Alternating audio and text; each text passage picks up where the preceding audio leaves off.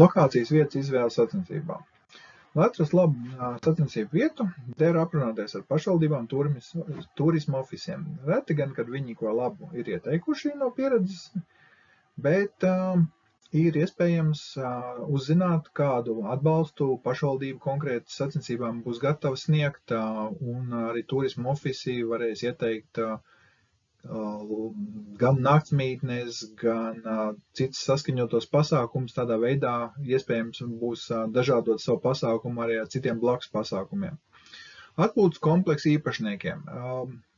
Šis ir koks ar diviem galiem. No vienas puses ir iespējams atrast ļoti labas lokācijas vietas, bet pārsvarā šīs vietas ir šādā gadījumā samērā dārgas, bet ir federācijas pieredzē bijis sadarbība ar daudzām šādiem kompleksu īpašniekiem. Ilgtermiņā viņas tiek mainītas, bet atpūtas kompleksi sniedz daudz priekšrocības, jo tur ir infrastruktūra jau daudz uz vietas. Labierīcības, ēdināšanas iespējas un vēl citas papildus izklaidi, piemēram, skatītājiem. Ir nepieciešams aprunāties arī ar citiem klubiem un dalībniekiem, jo dalībniekiem ir savas treniņu vietas un bieži vien treniņu vietas pārvēršas par sacensību vietām. Attiecīgi tad jūs redzēsiet, vai tas sakrīt ar jūsu kluba reģionālajām interesēm un to, ko jūs gribat piedāvāt dalībniekiem, viena vai cita veida trases sarežģītākas vai vienkāršākas, kā arī jūsu mērķa auditorijai, vai tas būs pa ceļam, vai ārzemniekiem būs viegli piekļūt sacensībām, un vai tas būs pārstāv balstīts uz dalībniekiem, vai arī jūs interesēs, lai nāk vairāk skatītāji. No pieredzes gan jāsaka, pats organizators parasti šīs trases atrod, tās ir saistīts ar viņu klubu un viņu treniņu vietām, bet trašu atrašanai ir jēgas aprunāties ar pēc iespējas vairāk iesaistītajām pusēm, lai atrastu sev optimālo variantu. Trase. Trase ir jāplāno tā, lai to droši varētu izbraukt pati ātrākā komanda. Attiecīgi no tā jums arī jārēķinās, kas būs jūsu mērķa autorija, vai tie būs baiki skūteri, vai arī jūs skatīsieties, vai trasi var izbraukt arī lielākas komandas. Šeit ir jāmin, ka ne tikai, lai to droši varētu izbraukt ātrākā komanda, bet arī jāskatās, lai to varētu izbraukt lielākā komanda. Ļoti ieteicams ir, lai trase nešķērsot publiskos ceļus, jo ceļu šķērsošana vienmēr ir apgrūtināta saistībā ar to slēgšanu, saņemt atļaujas. Savukārt, ja jums nav saņemta atļauja, tad atvainojiet pie jebkura negadījumā juridisko atbildību uzņems organizators. Tāpēc ir jāizvērtē ļoti, ļoti rūpīgi, vai ir nepieciešams izvēlēties tādu trasi, kur tā šķērsos ceļu, kuru jūs 100% nevarēsiet kontrolēt. Jums arī jāskatās, vai izvēlētā lokācijas vieta būs tāda, kur jūs konkrēti variet nokontrolēt, kas atradīsies trasē. Dažos dabas parkos nav atļauts pilnībā slēgt trasi, attiecīgi skatītājiem ir iespējams iet vēl joprojām pa trases malu, tāpēc jums ir nepieciešams piesaistīt vairāk papildus spēkus tieši trases pieskatīšanai. Tas ir vairāk brīvprātīgo darbs vai arī apmaksāts darbs, lielāka izdevuma. Attiecīgi uz to ir jāpievērš uzmanība, cik viegli jūs varēsiet kontrolēt trasē notiekošo. Ne tikai no tā, kas netīšām iemaldīsies trasē, bet jau paredzamo plūsmu. Tas ir saistīts, piemēram, ar dabas parkiem vai pie pilsētu mežiem.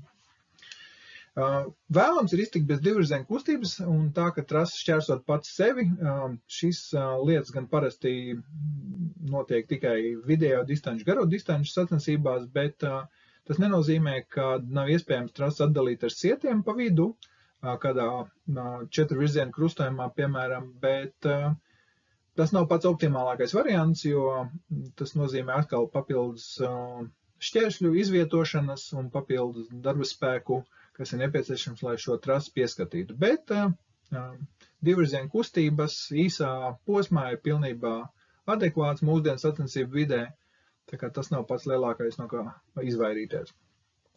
Un tad, protams, jāskatās tas, lai stakeouts, kurā novietosies dalībnieki, nebūtu pārāk tālu no starta un finiša. Tā norma ir aptuveni 500 metri, parasti jau tie ir līdz 200-300 metriem, bet nav adekvāti prasīt, lai dalībnieks pēc finiša kilometru mērot atpakaļ uz steikautu, un arī startus saplānot ar vairākiem piegājieniem ar dalībniekiem būs stipri pagrūti. Tāpēc steikautam ar startu un finišu būtu jābūt līdz 500 metriem.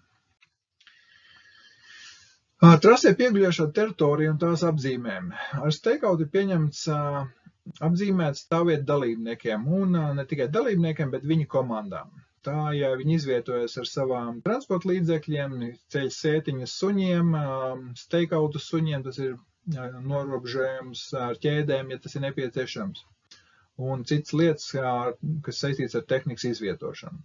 Steikauts nav paredzēts citiem dalībniekiem, ar to ir domāts sacensību apmeklētājiem, viņiem ir stāvvietas atsevišķi.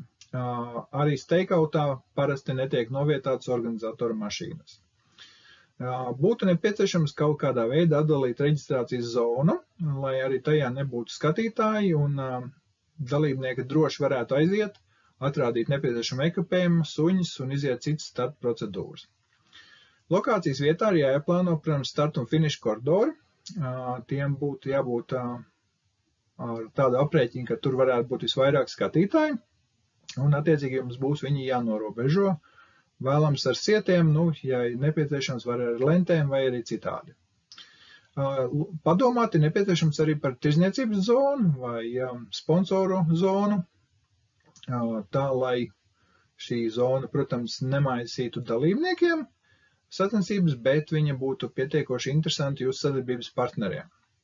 Protams, publiskā pasākuma likums nosaka nepieciešamiem pēc labierīcībām, bet arī tas komforta līmenis, ko jūs piedāvāsiet dalībniekiem, kā piemēram dušas un citas lietas, tikai uzlabos jūsu pasākumu kvalitāti. Lielākā lieta, ko vajag no visa tā pieskatīt, kas notiks, ja iestāsies nelabvēlīgi laika apstākļi. Kāds būs plāns B sliktākajā scenārijā? Ja salīs steikauts vai tajos dubļos potenciāli varēs izbraukt, vai jums būs alternatīva izmantot citu trasi, ja gadījumā trasē būs pēc vētras sagājušies vairāk koku, kuriem jūs nespēsiet operatīvi tikt galā.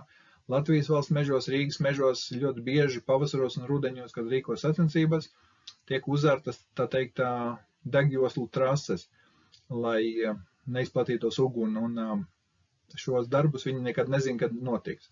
Tāpēc jums vienmēr jābūt plānam B un dažreiz pat arī C, ko darīt, ja gadījumā jūsu izmantojamā zona nebūs vienkārši izmantojama.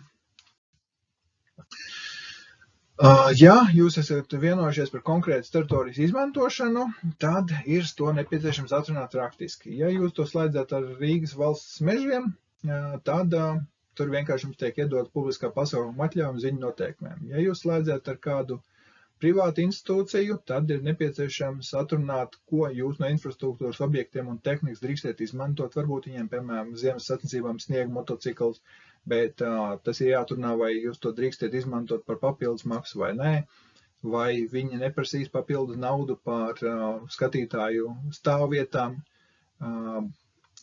Ties būs vienkārši daži pakalpojumi, par ko jāmaksā atsevišķi. Ja tas nebūs iepriekš atrunāts, jūs varat pēkšņi saskarties ar nepatīkamiem pārsteigumiem. Tāpat ir nepieciešams noskaidrot, cik jūsu lokācijas vieta ir spējīga uzņemt dalībnieks vispārībā, skatītāju skaita limiti, cik automašīnas ir iespējams novietot. Uz vienu dalībnieku parasti tiek rēķināti 25–40 kvadrātmetri, bet tas viss ir atkarīgs no lokācijas vietas. Baltijas valstīs lielākoties uz sacensībām tomēr ierodas ar privātajām automašīnām, nevis traileriem, līdz ar to šī steikaut vieta nav nepieciešama tik liela, kā tas, piemēram, notiek Lielbritānijā.